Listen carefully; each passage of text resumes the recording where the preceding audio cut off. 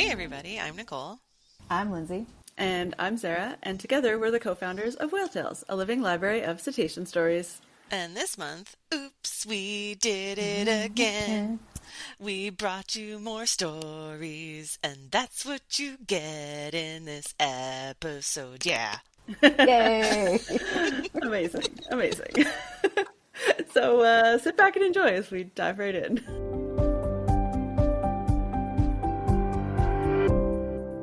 Hello everyone. It's Oops All Stories time again. Whoop, whoop, whoop. Hooray! This is actually becoming a more regular feature of our pod because and this is the best possible thing that could be happening to us, and we hope to you too. We are just getting so many stories from folks like you all over the world, and we love hearing them, but we don't want to hoard them, and we want to share them with you. Yeah, I've been working on this since the beginning of the year because I have a secret goal that will be very obvious. It's not secret, Lindsay. You've said it Not on the secret podcast to before. you. No, you've said it on the podcast I know before. I have. And I was reaching out to get, in the beginning of the year, there was a lot of amazing encounters happening, especially in California with the ETPs and all sorts of other things. And I started reaching out to people and got this idea to do another Oops episode. And and then that just transformed as I worked harder and harder to catch them all. Amazing. So first up, we have Vanessa, who was a superstar and sent her story in way back in January when Lindsay first started working on this episode. So thank you, Vanessa. Vanessa is a psychologist who specializes in social emotional intelligence, which is why she is so interested in studying orcas. And she's also a marine educator, naturalist, speaker, and orca advocate. You might remember her epic story from our first Oops All Stories episode about a hunt in Argentina. And today she's sharing with us an encounter with Big's killer whales. This happened in Canada, in the Johnston Strait area.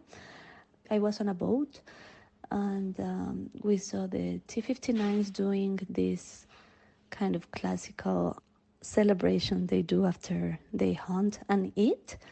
So they were breaching, they were celebrating after they were doing this celebration, and they were breaching, and then I believe it was the T-60s that arrived like on the left side.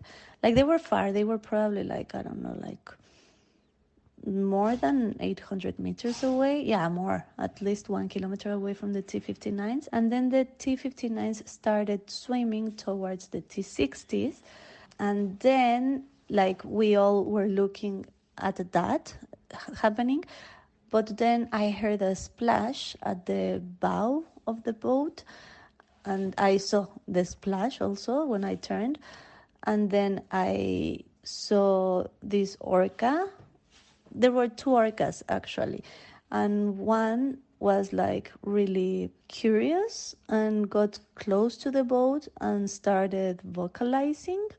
The other one just stayed like a few meters away from the one that started vocalizing, and she started vocalizing. That orca is T-59F. Tigris is her name, and the other one that was with her, I don't know who it was. And she started vocalizing for like almost like 30 seconds, 28 seconds, something like that. And then she swam under the boat, but then not really under the boat, like close to the boat. And then after she vocalized, she tail slapped like 2 or 3 times. This is just a human interpretation, but it's sort of like if she emphasized whatever she said. And this was all without a hydrophone, and we could hear her from the surface really well and loud. And and then when she did that, then she swam towards the rest of her family to join them. Okay. Yay! Next up, we have Sigrun, who is a wildlife photographer and cetacean research volunteer and a killer whale ID enthusiast. And she is usually working on the Icelandic orca population, but today she has an absolutely incredible story that made me my heart grow 3 sizes about a humpback encounter. Hi everyone, my name is Serun. I'm a wildlife photographer from Iceland. I've been taking photos of cetaceans for about 5 years now, and in those 5 years, I've had some pretty amazing encounters with wildlife. And today, I really wanted to share with you one of my all-time favorite ones. So it was in early July in 2022, I had decided to take a little road trip up to Husavik, which, if you're familiar, is known as the whale-watching capital of Europe because of its amazing whale sightings. So I got there pretty early. It was one of those perfect midsummer days, not a breath of wind. It was like 20 degrees, if I recall, which is pretty hot for Iceland. Now I had some time to kill, so I decided to go check out Geosea. If you've never heard of Geosea before, it's this pretty cool place where you can go and soak in warm seawater pools that are actually perched on top of a cliff with magnificent views just directly over Skjolvangi Bay. As I was lounging in the pool, looking out into the bay, I noticed a splash out of the corner of my eye. I squinted my eyes and I realized, that's a humpback whale! It was breaching repeatedly and peck slapping. It was unlike anything I've ever seen before. I've seen whales from shore many times, but this was a completely different experience. For over 30 minutes, I sat there watching this whale, and at one point it breached so high, it almost looked like it was flying. And for some reason, I was the only one in the entire lagoon who seemed to notice. I just couldn't believe my eyes. I quickly rushed out of the lagoon, got dressed, and got out the car and got my camera. And it was still breaching. So I got many great pictures. After a while, things started to calm a little bit down, so I decided to head to dinner. I was still thinking about that whale, and I had noticed that one of its flukes was curled in at the tip, and they were completely black. By that point, I had finished my dinner. I gathered my equipment, and I headed straight down to the dock. We boarded the rib boat of Amayona with the Gentle Giants whale watching company. At that point in the evening, the sun had started lowering a little bit, but it doesn't completely set in Iceland during that time. So the sky was painted in pink and orange hues as we were heading out into Skjolvangi Bay. As we sailed further out, a small pod of white-beaked dolphins started appearing alongside us. They were so playful, and they seemed to take quite a bit of interest in the boat. Almost felt like they were welcoming us into their world. After a short while, we left the dolphins behind and sailed further out into the bay. I could feel the excitement on board in the air. The weather was just absolutely perfect. The water was so calm it looked like glass. The colors of the sunset were reflecting off the surface. It was creating this beautiful, serene atmosphere. There were also no other boats around, just us and the endless ocean. But suddenly, it wasn't just us anymore. The sleek, black back of a humpback whale suddenly surfaced about 20 meters away from our boat. It was gliding effortlessly through the water. And it was so close to us that we could see its white pectoral fins directly under the surface. The whale seemed so relaxed, almost as if it was just as curious about us as we were about it. It took a few breaths and started preparing for a dive. As it lifted its totally black flukes out of the water, one tip curled slightly inwards, I realized it was the same exact whale that I had been watching just 8 hours earlier. This whale, NA9437, does not have an official name yet, but it was first sighted in 2011, according to Happy Whale. Those flukes are unmistakable. You could recognize them anywhere. Since it was midnight in Iceland, in the midnight sun, and the fact that these flukes had previously reminded me of midnight, I decided to call this whale Midnight. It seemed like the most fitting name for this guy. We spent the next hour with this incredible creature. He swam close to our boat, lifted its flukes out of the water and occasionally slapped it down, creating a huge splash. It was like he was acknowledging us, our presence, and allowing us to share his world for a little while. Honestly, it felt like time had stopped. We were in this bubble of tranquility, just us and Midnight the whale.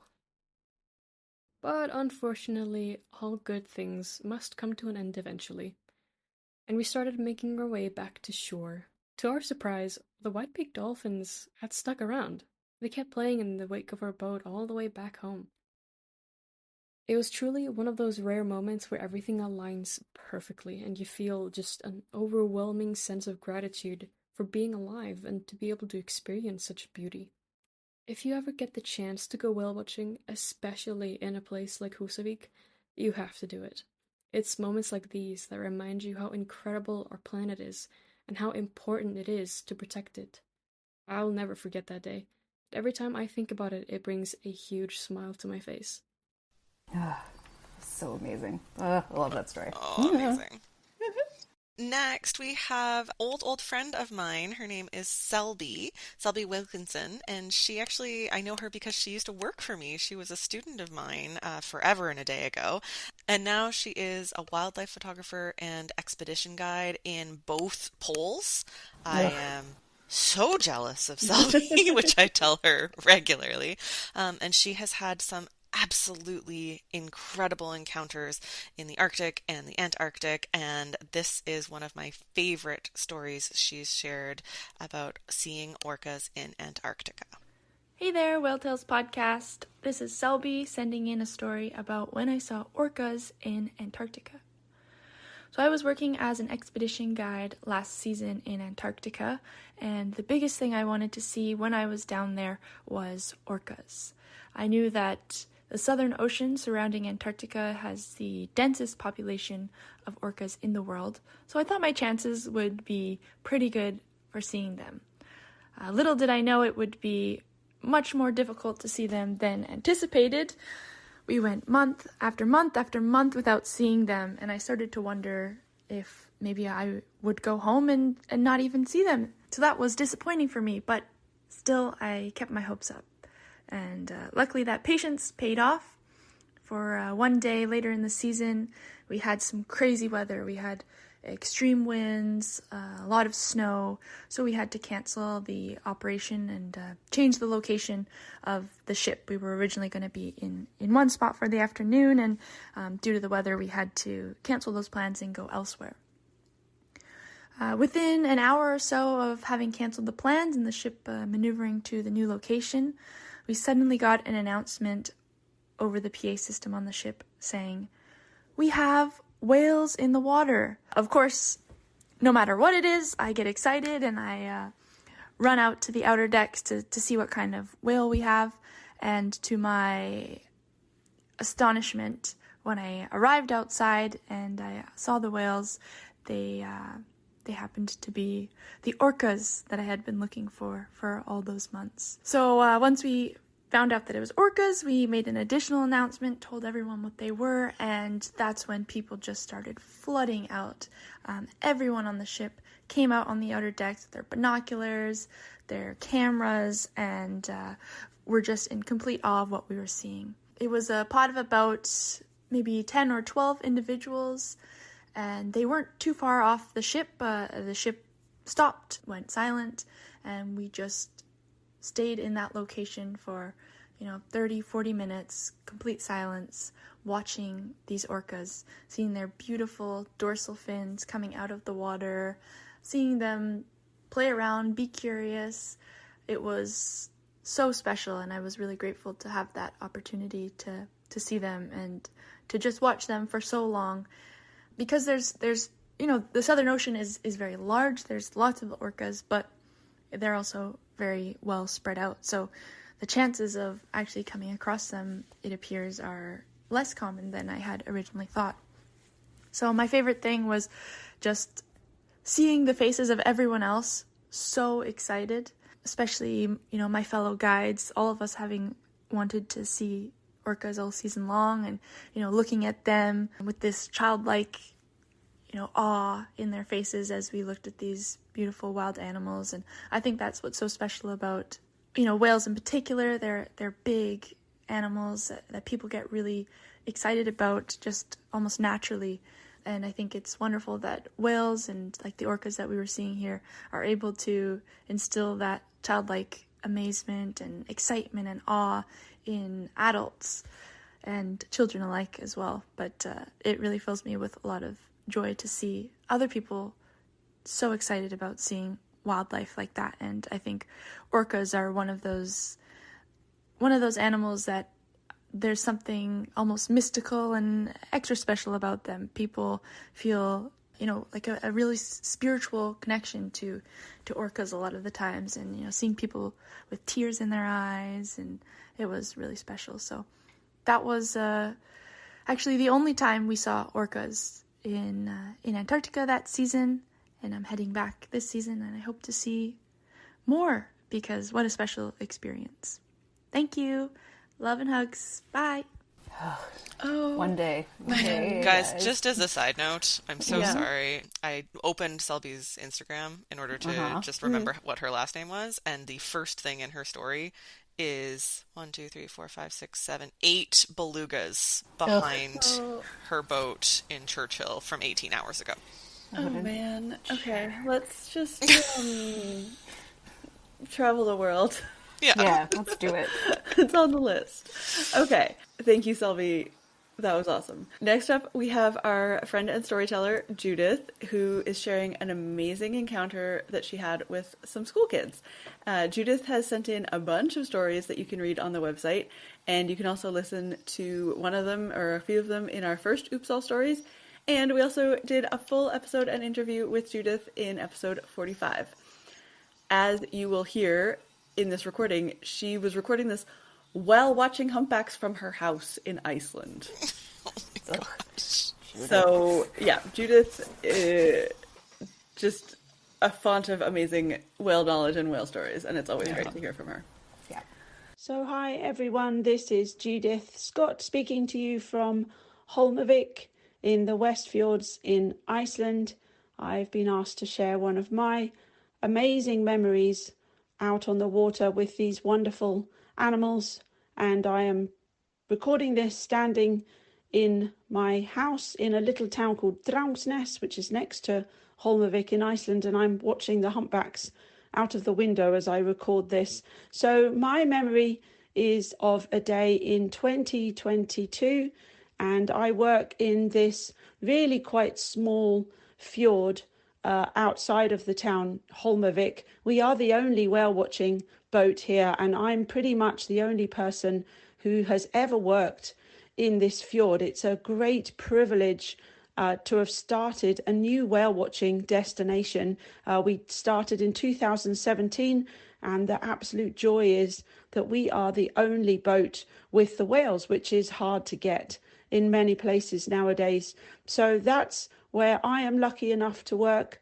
It is the West Fjords in Iceland, a little bit off the beaten track where many people don't go. But we, like many whale watching companies in Iceland, try to take local children out on the water for free at least once a year. And of course, in a country where sadly whaling is not illegal yet, although we are really getting quite close here in Iceland, and maybe, just maybe, it will be finishing soon. Public opinion is very much changing here against the whaling, but many of the whale watching companies in Iceland choose to take local kids out on the water for free to show them the animals in their water, which is obviously so important that it's not just something that tourists do, and that Icelandic people come and see the incredible animals in their waters as well. So this morning was unbelievable, beautiful sunshine, glassy calm, something really quite rare in Iceland.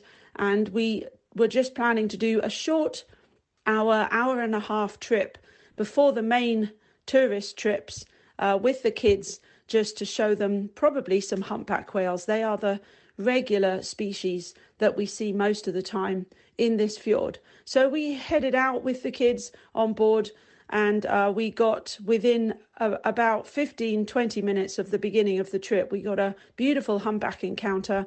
Two big humpbacks going down on a deep dive. They're mostly deep feeding here as we have really deep water, big tails out of the water, and all the kids super happy. So we were wondering what to do next, and I glanced up and I saw some black fins in the distance. So we went out and we had a group of orcas coming into the fjord, and the orcas in this area are very rare. We've seen them only a handful of times in 8 years. They are more commonly seen in another area of Iceland where we work, called Ólafsvík on Snæfellsnes Peninsula. But a group of orcas came in, and just within a few minutes of us approaching them, they came over to us. I had one of the greatest orca encounters I've ever had. A mother and a calf came right over to the boat, and the calf kind of porpoised right next to us, next to its mother, looking up at all the people, and all the kids screamed with excitement. It was such a wonderful sound to hear, all these kids. I hope they never forget that moment. So we spent just a short time with the orcas, and they were traveling quite fast and moving off. But then we were starting to think about going back for the regular trip, and a few splashes were seen, and all of a sudden we found ourselves surrounded by a group of leaping white-beaked dolphins, leaping high out of the water. Just unbelievable. Most of the time you see these dolphins, they're often in quite small groups, not particularly active, but when they get together in large groups, of course, like many species of dolphins, they can become incredibly active. And these guys were flying high out of the water. So we spent 5-10 minutes watching them. And that was it. That was then we did have to go home and pick up the rest of the passengers. But an unbelievable hour and a half out on the water with 3 beautiful encounters in just such a short time. And then I have to say, on the next trip with paying passengers, we also had an amazing encounter with a humpback whale that looked up at us. And I have my best photo ever of a humpback eye looking up at me, with myself almost reflected in the eye of the whale when I was standing on top of the boat looking down on it. So that was really one of my most memorable days working here in Iceland. And I hope that you all get to go out and have some memorable experiences with these incredible animals, whatever they may be. So thank you for asking me. All the best. This is such an incredible story. I love it. Yay! Next up, we have Sarah Frost talking about her rare encounter with a male spectacled porpoise. This is our 3rd ever porpoise species. She sent this story into us in the spring. And now she's going to talk to us about it. I just want to say it took us 9 years to get a 3rd porpoise species. That's amazing.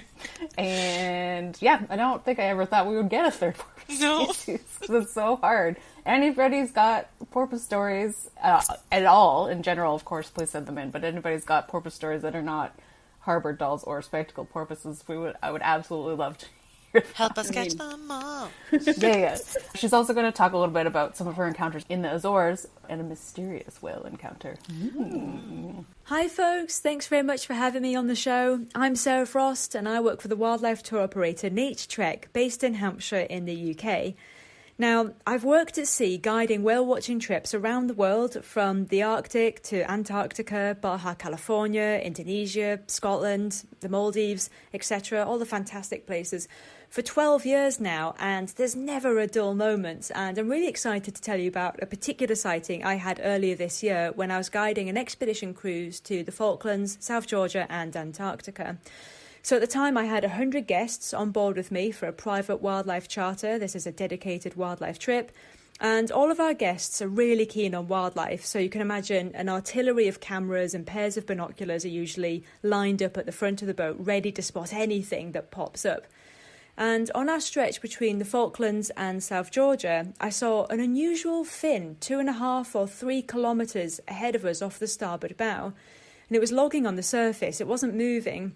And at first I wondered if it was a shark, because there was no upward or downward movement of the body, which is so characteristic of cetaceans.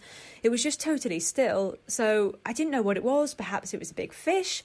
I quickly snapped some photos, and just as it arched its back, I realised what it must be. It was a spectacled porpoise with this really large dorsal fin, the shape of a paddle. It was undoubtedly a male.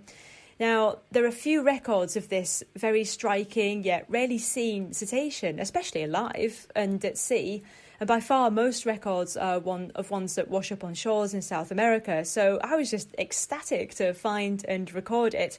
After, of course, squealing with delight to all of those out on deck, because I do try and remain calm and professional in these moments of great scientific discovery. Anyway, it didn't come back up, and the photo on my Twitter post is the best view we got of it. And as far as I can see from looking at the very few photos there are in books, the best view we could have hoped for. And we really don't know much about the spectacled porpoise. In the few documented sightings there have been, they've been observed in groups of between 1 to 5 individuals. That's it. And it's not known what the total population of the spectacled porpoise is. What do they eat? Well, only a handful of stomach contents have ever been examined, and they were found to contain anchovies and shrimp. But it just astonishes me that, as a species, we spend billions searching for life in outer space when we still don't understand all of the species on our doorstep and still have many that we don't know we still have yet to discover. And this is what I just love about spending my life at the front of a boat out at sea, working as a wildlife guide. You never know what you're going to find. And I'm speaking to you from Pico Island in the Azores at the moment, where I'm guiding another whale watching and dolphin watching holiday with 10 guests from the UK. And we're going out on the Zodiacs every day. And the whale watching here is the best I've experienced in Europe. It's world class. And there have been a couple of surprises on this trip. So just to set the scene, in the springtime, baleen whales will stop off here to feed on their way to the Arctic, where they spend the summer. So the Azores is a snack bar, if you will. So normally in the summer here now, the main whales I'd be expecting to see on a week-long trip are sperm whales, which are resident, and maybe a baleen whale, which has decided to hang around a bit longer, and possibly a beaked whale if we're fortunate with really calm weather. However, in the last couple of years, we've seen a significant number of baleen whales, particularly sei whales, actually staying in these waters throughout the summer. So far on my trip, I've seen sei whales, but I've also seen a humpback, which was surrounded by a pod of spotted dolphins and cory shearwaters, all really busy feeding, sperm whales. But yesterday we saw a strange whale that took us a while to ID.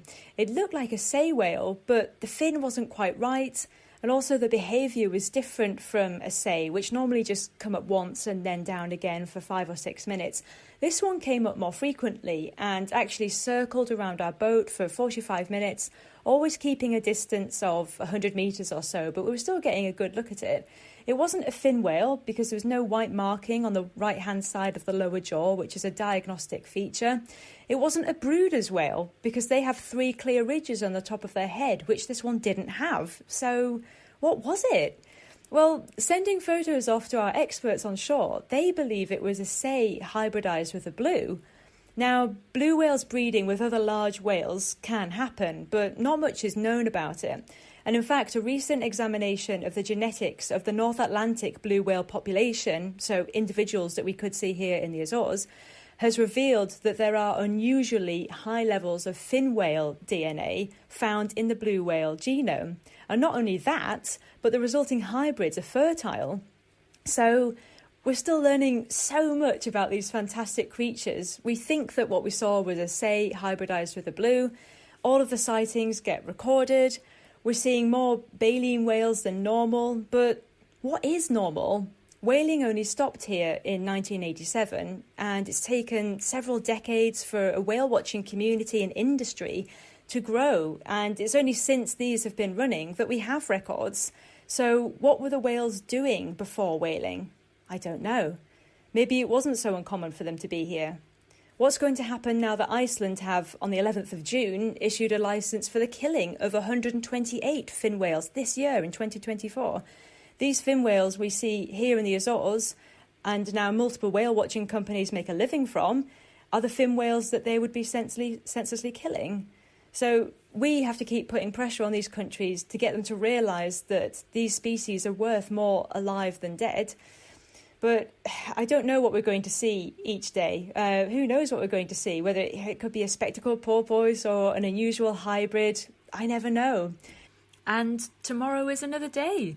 So I'll look forward to coming back on the show sometime, perhaps speaking to you from a different country with more whale news, or maybe even have some of you join me out at sea sometime on a Nature Trek trip. Until then, thanks very much for having me on the show. That's so cool. Sarah wanted you to know that you can keep up with her adventures on socials. She's at Frosty the Zoologist on Instagram and Yukon Frost on Twitter. And we will have everybody's handles and links to the stories in the show notes as well. So you can follow all of these amazing people. Yay. Amazing. Amazing. Next up, we've got Peter from Blue Dolphin Tours in Hervey Bay, Queensland, who chatted with Lindsay about a super rare species sighting and also some very familiar species. This is a new species alert. There's 2. Amazing. Okay, well, obviously we've got the humpback dolphins, but I also think it was the really rare sighting of the snubfin Yeah. dolphin that swam past us one morning. Yeah, definitely. Can you talk a little bit about that encounter? Yeah, for sure. Well, we were doing a normal morning cruise where we do look for the Australian humpback dolphins and the resident bottlenose dolphins. We'd seen dolphins. We'd gone over towards Gari, Fraser Island, where we were pulling up for a swim. So we'd just dropped the anchor, just done a little swim safety briefing, and some of the guests had just hopped off the boat and were standing on the coast of Gari, Fraser Island, when Cassie and I saw this animal coming towards us. And it kind of, oh, it looks like a big Sousa coming towards us. Then oh, it looks a bit different, and then it surfaced at behind the boat. No beak, big round head. We both were so excited because we go, that's not a humpback dolphin. We go, what is it? You know, and it had another breath, and we go, what we thought was an Irrawaddy dolphin, only to learn later on that really Irrawaddys are in a different zone. The dolphins we have in Australia are the snubfin dolphins. Okay. So Cassie grabbed a couple of quick photos as it sort of swam past us, but of course we couldn't go and have a look because we had guests on the beach. Yeah. So then once we got all them back on board, we went looking for it but couldn't find it again. But what made it really exciting is I've been on the waters here almost daily since 1996, and that's the first one I've ever seen. Yeah, that's so weird. I don't know anything about snubfin dolphins except that they exist, so I don't know where they are normally, so that's an amazing encounter. Normally north of our region. Our region's Harvey Bay, so normally a bit further north. But as things go, we sent a photograph to a friend of mine, Daniele Cagnazzi. He now works for the Department of Science and Environment of Queensland Government. Nearly 20 years ago, he started his whole marine career with me as a researcher volunteer on one of our early boats taking photographs of dolphins. Went on to do his PhD in humpback dolphins, led a research group called the Capricornia Research Group for Dolphins, and is now with the government, but he studied a lot of snubfin dolphins along the coast of Queensland. Okay. Wow. So by sending him the photograph, he confirmed it was a snubfin dolphin. So, yeah, and he started his working life here in Harvey Bay. Yeah, that's awesome. I love it hearing those kinds of stories. We get a lot of questions from people about how you can be marine biologists and stuff like that, and that's always our answer is you have to start small, start with going out on the water, learning the environment and all those kinds of things. Oh, absolutely. We always say that. People ask us, come and, even if it's volunteer on a boat, come and learn how a boat operates. So you're handy on a boat. Then learn how to take photographs while standing on a boat that's moving, you know. And then learn how to spot a dolphin. Yeah. We've had lots of beginning people who couldn't tell the difference between an Australian humpback dolphin and a bottlenose dolphin. So you just got to spend time on the water on boats building up those base skills. Yeah. Okay, can you tell me a little bit about, I don't know anything about the humpback dolphins either, especially the Australian ones. All we know is that there's 4 species. That's basically where we've gotten to so far on our podcast. Okay, well, for me, when I first started, we had Indo-Pacific humpback dolphins found from Port of Brisbane on the east coast of Australia, right round the top to about Broome in WA, and of course up to the Indo-Pacific waters. Then back in about, was it 2017, I think it was, they split the group, saying that there was enough colour difference and number of teeth difference to say that the ones in Australian waters were now going to be called Australian humpback dolphins, so Sousa cellulensis, and then the rest were going to be the Indo-Pacific humpback dolphins. So supposedly that's the science of it. If you show me a photograph of an Indo-Pacific humpback dolphin and a Australian humpback dolphin, I'm going to tell you they look the same. Yeah.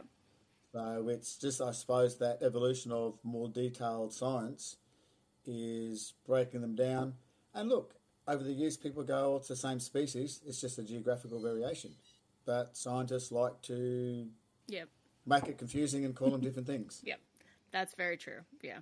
So do you guys see them, and you guys in your, obviously it's winter there right now, so you see them in the winter or all year? Absolutely. They're resident dolphins. So both the Australian humpback dolphins and the bottlenose, and what we would call, well, I'm old school, inshore bottlenose dolphins, but I think they're now called Indo-Pacific bottlenose dolphins as opposed to common bottlenose dolphins, which confuses me with the common dolphin. But yeah, so both species are resident, and because we've been on the water for over 20 years in the area, since 1997 with the tours, or 96 with the tours, there's heaps of them that we know as individuals. Oh, that's fantastic. So, yeah, there's a fantastic resident male, well, we're pretty certain it's a male by behaviour, called Sponge. And he has a really nice little white patch up his dorsal fin. And Sponge is a well-known male, and he interacts. He brings objects up like sponges, coral branches, things like that. So he brings objects up and he throws them around, and he's always involved in an active pod, whether he's chasing females, whether they're leaping and jumping. So we always know Sponge because he's in the thick of the action. That's fantastic. But it's also, as I said, it's one of the animals that presents objects. Mm-hmm. Yeah. Not to us, just to the other animals. Just to the other ones. Yeah, I know other bottlenose dolphins do that, and like Indo-Pacific ones as well. So that's interesting that they do that as well. Dolphins. Yeah, it was first Guido Parra had a photograph years ago, and he was a humpback dolphin researcher up north out of Townsville. He had a photograph of a humpback dolphin with a sponge on its nose. And then we put up a photograph on our social media, and he contacted me going, "How did you get my photograph?" Oh, yeah. I'm going, no, it's one of ours. And he's going, "What?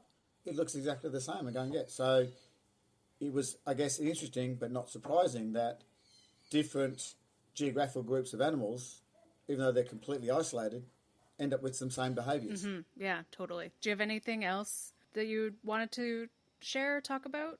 Well, just that this is a pretty cool region in the sense that we have the 2 resident species of dolphins, we have the humpback whales, which is the middle of our season right now, but we get other animals that turn up, and some of the best sightings we get in our whale watching season is when we get the occasional southern right whale. Oh, amazing. Because this is a long way north for them. Normally on the bottom of Australia, South Australian, Victorian coastline, but we've had, I think, a few years back, 9 years out of 10, we had southern right whales in the bay with the humpbacks, which is really cool. Yeah. And then when you see a big female southern right whale do a breach, that's really impressive. That's amazing. Oh my gosh. Yeah. Wow. It's like a huge tank coming out of the water. Yeah, totally. I can't even imagine. That's a lot of whale. Yeah. It is. 50-ton, 50-foot animal, Yeah. sort of doing the southern right whale breach. It's pretty impressive. That sounds fantastic. I know, right? Yeah. Let's go to Queensland. Absolutely. And lastly, Elizabeth Zwamborn, who has sent in stories before on the pod, including our last Oops, All Stories episode. And we have lots and lots of Elizabeth stories on our site. She's a PhD student at Dalhousie University studying pilot whales in eastern Canada. And this is her sharing a story about rough-toothed dolphins. Another new species. Whoop, whoop, whoop. I did it.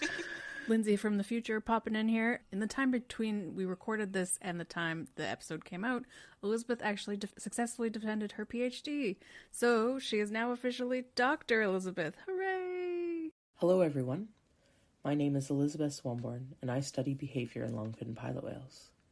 I'm back to tell you a short tale of an encounter with a particularly special oceanic dolphin species.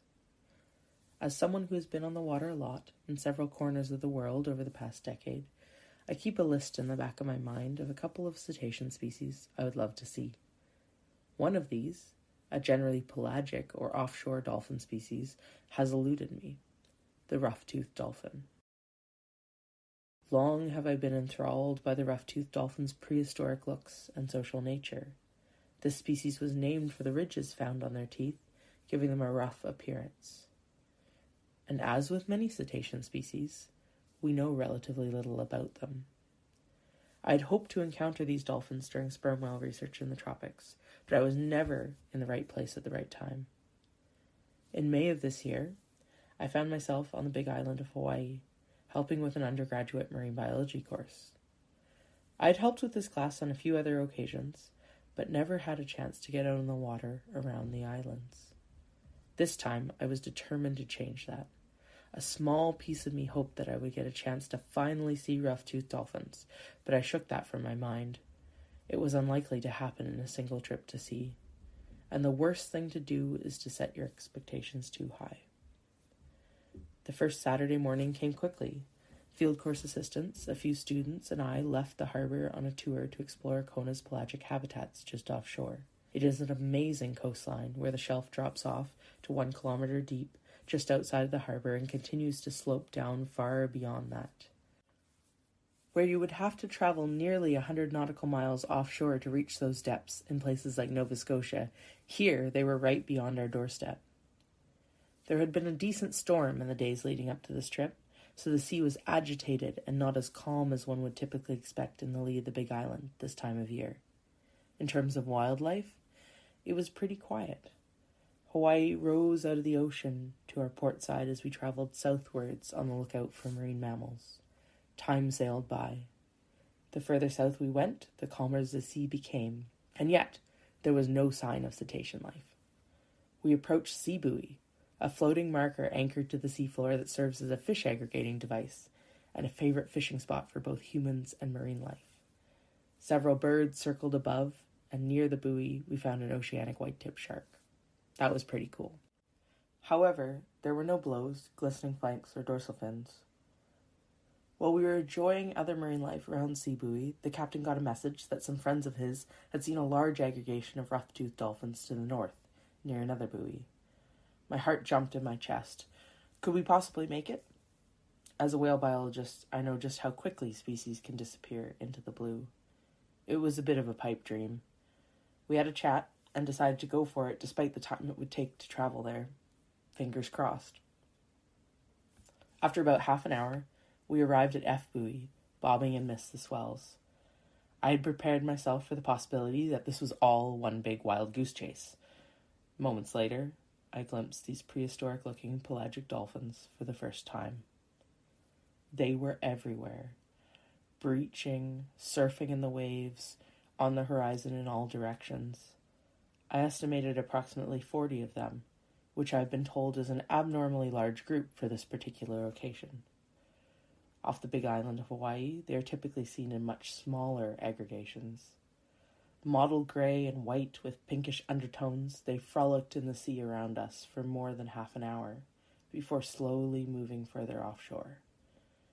These dolphins occasionally surfaced with their long reptilian rostrums above the water, and I have since learned that the unique pattern of white splotches around their mouth, sometimes called lips, are used by local biologists for identification. We certainly felt like we were living in a dream on the ride back to port. After over a decade of hoping to see rough-toothed dolphins, the day had finally come. It would be remiss of me not to mention that we also encountered another cetacean that day shortly after we left F Buoy. For part of the way home, we were accompanied by bow-riding pantropical spotted dolphins, another beautiful, fairly common, but underappreciated species. And so ends the short story of my encounter with rough-toothed dolphins. I can tell you that they were just as wonderful to see as I had imagined all these years. So strikingly prehistoric in their appearance. I truly hope that it does not take another decade before I see them once again. Ugh, it's so amazing. I'm so happy for her because she was trying so hard to see those. And I also just will have some photos in her story. Rough-toothed dolphins are weird looking. Mm-hmm. Yeah. They're the most ichthyosaurus looking dolphins that absolutely. I've seen so far. Absolutely. As I said, you can find links to all of these stories in our show notes and the social media handles for all of these storytellers. Thank you so much to everybody for sending in their stories. It was great to talk to you and hear your stories, and yay. And the 3 new species is just so exciting for me. The best. Before we continue with the rest of the episode, we wanted to take a moment to tell you about how you can support our podcast and everything we do at Whale Tales. You can join us by becoming a patron at patreon.com/whaletales for $1 a month at the porpoise level, $5 a month at the dolphin level, or $10 a month at the whale level. Each level comes with a variety of perks, including polls, thank you postcards, extended interviews, stories with guests, extra ones. So if you want even more stories, and you can even produce your own Fun Flipper Fact segment of the pod. We also have 2 extra podcast series for our dolphin and whale level patrons. For both dolphin and whale level patrons, you get access to our journal club, where we read and discuss really interesting article, or at least interesting to us and probably interesting to you, from the scientific community. And then our whale level patrons get access to Whale Tales Watches, where we watch a thing or read a thing and then talk about it and kind of sometimes tear it apart. But it's always fun. We have a new journal club this month. Our schedule is a little wonky, but it's a fun one. We just recorded it, so I hope you enjoy. Yes. Oh, sorry. And thank you so much to all of our patrons. You are amazing, and we're so grateful that you're here. And just in case you didn't get enough stories from this episode, we also have an extra story over on our Patreon from our friend Patrick, who's told us a number of stories in the past, and we're so excited to get to feature another encounter from him as well. You can listen to that story at the $1 a month level if you head over to our Patreon, patreon.com/whaletales. If you aren't able to support us financially, there's still lots of things you can do to help us out. You can leave a rating or a review on your podcast platform of choice, like Apple Podcasts or Spotify or wherever you're listening to this podcast. This will help other people find us, and you can also just tell any cetacean science podcast loving friends all about the pod and about Whale Tales so that they can listen along too. Woohoo! And you can follow us on social media at whaletales_org and send us your feedback so that we can keep making this podcast even better. Okay, so this was Oops All Stories, but oops, we also have a call to action. That's how we do things. If you remember back in February, we had some amazing stories from the team at Whalewise who are working in Iceland, and we got back on the call to talk to them in June, I think, about what Whalewise does, as well as some of the amazing calls to action that you can do to help cetaceans and marine life. So here are me and Nicole talking to Tom and Jess from Whalewise. Okay, so now we're here with Tom and Jess from Whalewise. So, hi guys, thanks for coming back to the pod and telling us a little bit about Whalewise. Thanks for having us here. Thank you. So Tom, can you tell us a little bit about Whalewise and what it is and what you guys are doing over there? Yeah, sure. So Whalewise is a non-profit organisation, and we're officially registered in the UK, but we do most of our work up in the Arctic and specifically Iceland. So our work exists mostly as a series of discrete projects, and I think it can be split into two categories. So the first category is research. So we study the interactions between whale populations and human activity. At the moment, we're focusing on humpback whales, but we also study other cetacean species as well, including some lesser known species such as northern bottlenose whales. And so current projects include, but they're not limited to, looking at the potential impact of a large port that's going to be built in the northeast of the country in a very remote and unstudied area. One of our biggest projects at the moment is called Scars from Above. So we're using drones to collect aerial images of humpbacks and then look at scarring patterns that might indicate past entanglement in fishing gear. So trying to understand what extra information can these drone-based aerial images provide over the traditional boat-based photos. We also do a lot of citizen science as well. So, for example, we run a large Facebook group in Iceland to collect as many sightings as possible around the country. And then the other side of what we do, which I guess citizen science is connected to as well, especially, is engagement. So we try and engage people with our work and with marine conservation generally. And that takes quite a diverse variety of forms, from running a film festival. So my colleague Alyssa runs a small film festival in Iceland with Husavik Whale Museum. It's called Ocean Films Husavik, and we accept all ocean-related films. So excited, that's going to take place in July for the 4th year running. And then other projects include Whales on the Go. That's a pretty funky project. So we do a lot of our research on the side of the road from land. And so, for example, we fly our drone over whales from land because a lot of the whales come quite close to shore. And while we're there, we have a big yellow van, and we put up a banner on the van, and the banner says, "We're research in progress, come talk to us." And so we try and encourage as many passers-by as possible to just come and chat with us while we're doing our research, and hopefully get involved in the research as well, because it can be quite difficult to keep track of all the whales. So that's sort of one of our wackier projects, I guess. And we do all of our work as a sort of, tight-knit team of volunteers. So we have 11 volunteers at the moment. And so that's kind of a summary of what Whalewise does, really. And we try and we do all of our projects with local collaborators in Iceland, including whale museums, universities, passionate citizen scientists who are always happy to share their sightings and local ecological knowledge. So I think that's a summary of what we do. Oh, that's great. I would love to just stop somewhere on the side of the road and talk to people who are looking at whales and want to talk about whales. I'm always up to talk about whales with people. Aww. I really appreciate just the bluntness but openness of a sign that says, "Just come talk to me." Yeah. I think it's great. Now, we were trying to decide what wording do we want to use, and we were trying to be sort of like subtle and like a bit kind of, I don't know, sophisticated, I guess. But in the end, we just whacked those words on, and then we have this really goofy looking whale that's breaching because we wanted it to be really obviously a whale. And I think some people look at it and they're like, okay, that's interesting, let's keep driving at a faster speed. But then some people just come and stop, which is great. And I think one thing we're quite passionate about is showing just how much you can enjoy whales at all different levels, watching them from land and not having to go out on a boat. Don't get me wrong, I love vessel-based whale watching. Yeah. My PhD was actually focused on the potential impacts of vessel-based whale watching. But I think, especially in the last couple of years, we've done most of our work in an area called the West Fjords. So you have these really narrow, winding fjords. The whales come in because it's quite deep water, lots of krill, lots of fish. And so you can see loads of whales from land. And it's so special seeing them from this kind of elevated position, kind of in the context of the whole sort of landscape and waterscape, seeing how they move around, how whales swap positions within the fjord. So it's a really special experience to kind of watch them from land, and obviously you're not paying to go on a whale watching trip, so it's quite cost effective as well. Yeah. Yeah, that sounds great.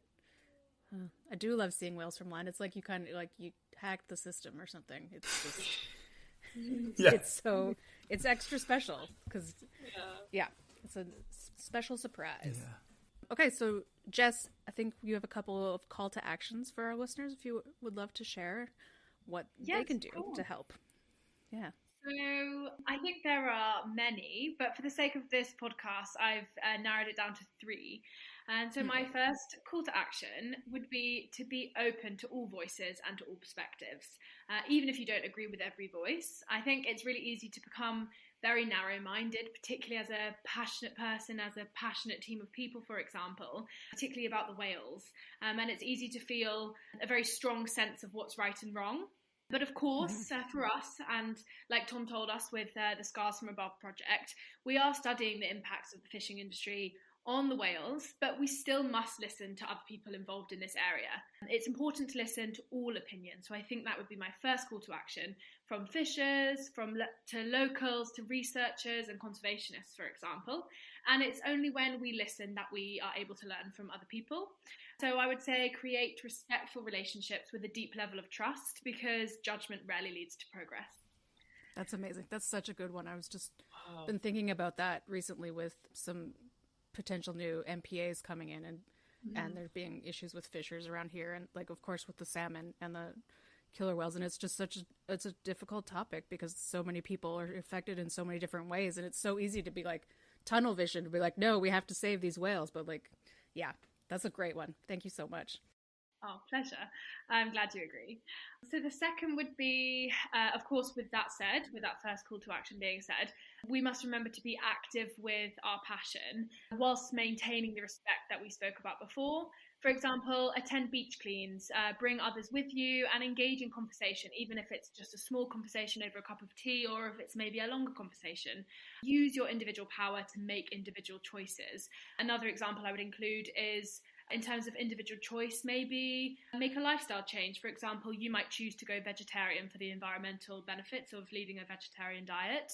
But choice here would be a key word, as of course we're aware that many people are not in a situation where being vegetarian is possible.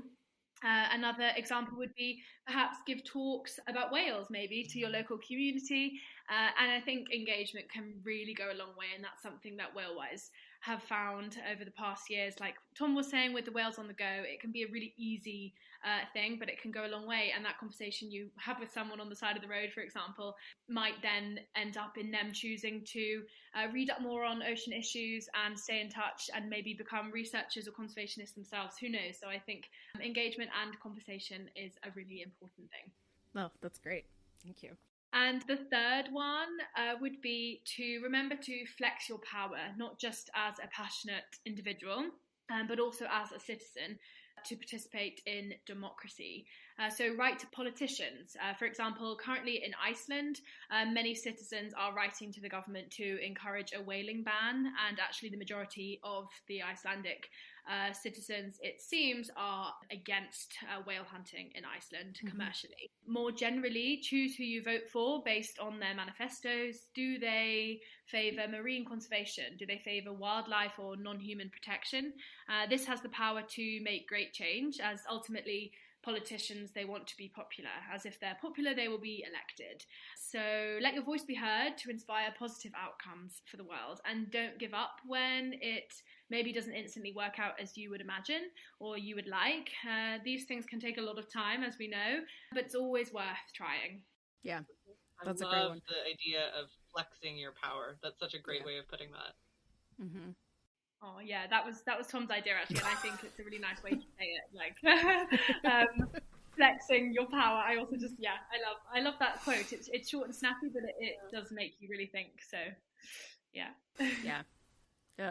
Those are fantastic. Thank you so much, Jess and Tom, for joining us again and sharing your whale tales with us earlier in the year and just doing everything that you guys are doing. This is amazing, and we're so glad that we got to connect with you and chat, and hopefully we'll hear more later. I want to hear more about bottlenose whales all the time because they're the weirdest things in the world. Why are they so big? That's so weird. and yeah. Thank you so much. Thanks for having us. Yeah. Thank you both. Thank you. I love going back in time like that. That's very fun. I know. It's so fun. And that brings us to the end of Oops, All Stories. We would love to hear your thoughts on this episode and these stories, plus anything we've ever done. We just want to hear from you. We love it so much. So please visit our website at whale-tales.org to find links to all of our social media handles so that you can drop us a line. You can also head to our website to subscribe to the podcast, learn about supporting us and becoming a patron, and check out over 1,400 whale, dolphin, and porpoise stories. That's whale-tales.org. Tales like the stories, not tales like the animals. And if you've seen a cetacean, like all of our amazing storytellers this episode, we would love to add your story to our library. You can click the share link on our website. You can contact us on social media at whaletales_org, or you can email us a voice memo and tell us all about your incredible encounter. If it's a voice memo, you maybe could be in our next Oops All Stories. I don't know. Just a thought. Finally, we want to acknowledge that we recorded today's episode on the unceded territories of the Coast Salish peoples and the Musqueam, Squamish, and Tsleil-Waututh nations, as well as the homeland of the Tsawwassen First Nation. Thank you, everybody, so much for joining us. We hope you have a really great day. Hooray. Bye.